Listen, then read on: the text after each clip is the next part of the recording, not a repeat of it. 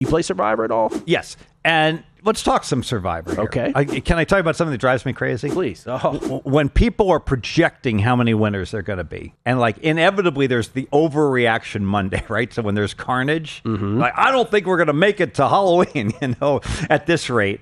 And the bottom line is it's memoryless. Like going forward, every 2 weeks, or every double week, if you will, you're going to lose about half the field. It's that simple. So there's 20 weeks. So since every 2 weeks we're going to lose half the people, you have about a 1 in 1,000 chance. So if 20,000 people enter, we would expect 20 winners, approximately. I'm just, this is back of the envelope rounding. And so you can do this exercise, going forward. Just take the number of people left and assume you're going to chop the field in half every 2 weeks, moving forward to get a projected number of winners.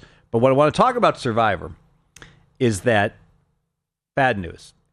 Everyone listening, you're not going to win.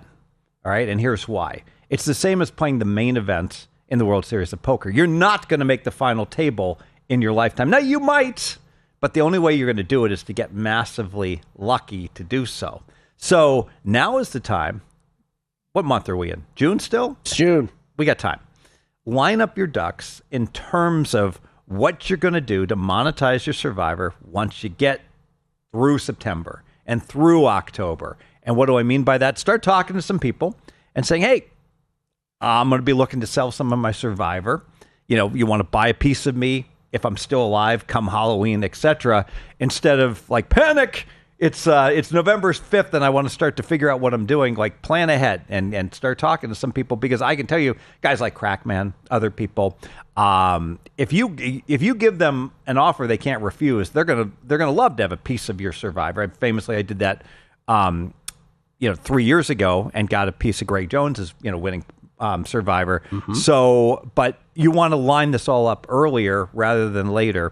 I will say about this, like I love free plays. We talk about free play, and I'm a big believer in rip the free play as quickly as possible, because you never know when that person or book that gives you the free play, like famously DraftKings does this all the time. They give somebody $20,000 in free play, and then they make their max bet $3, and they can't use the free play because they're unable to. So use it as quickly as possible. But the one exception to the rule, free play is great for Survivor because you play a 10-point favorite. Boom. How do you protect it? You take your little finger and with your free play and play the other guys on the money line. And that's a nice protection. One thing about that, because obviously Survivor has evolved here at Circa, and we saw there's been cottage industries of podcasts. Now there's the sidebar of everybody investing in everybody else's. But when you're saying that, remember when you did it, when you invested in Greg Jones's, you, correct me if I'm wrong, it was like 75 cents on the dollar sort of that you bought it for? What was it again? I believe it was... Yeah, I think it was 80 cents, but you're in the neighborhood. Yeah. And then remember last year that people were asking for like more than it was worth? They're asking for a premium because people want, they want to be part of the squeeze and the juice. They want, and I think part of it is they want to be able to, like I was just an investor. I would never say I was a Survivor winner, although you stood up there with the check, Stevie. I got the jacket. I got the jacket. There's the jacket story in my defense is they say, do you want a jacket? Tell the jacket story. Do you want a jacket? I'm like, yeah.